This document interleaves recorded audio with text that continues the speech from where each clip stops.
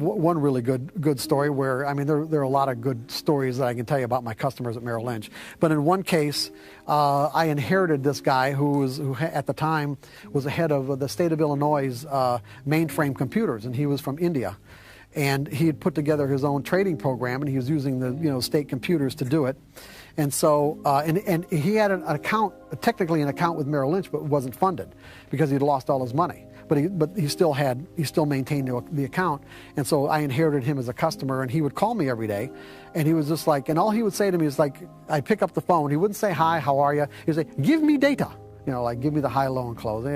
And, so we interacted like this for a long time. Well, he came up with his own day trading system that eventually, well, because he and I started working on it together. He had the internal program for it, but he didn't have any money management parameters for it. So after about 2 or 3 months of working with him on it, we came up with some really good money management parameters. And then all my customers started trading it, and we were making consistent money day after day. Even to the point where Merril Lynch was starting to take notice.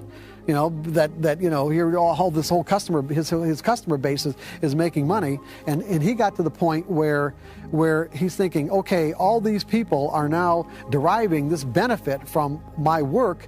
I should be able to do it too. And he talked his wife into letting him put $5,000 into his account to fund his account. Now, I don't know what happened to him. Why? I mean, not like we had personal discussions, so I don't know why he didn't have any money in his account. The guy was a maniac.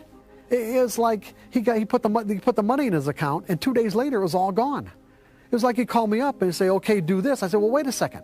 The system says to do this. He said, no. I don't care what the system says. This is what's going to happen.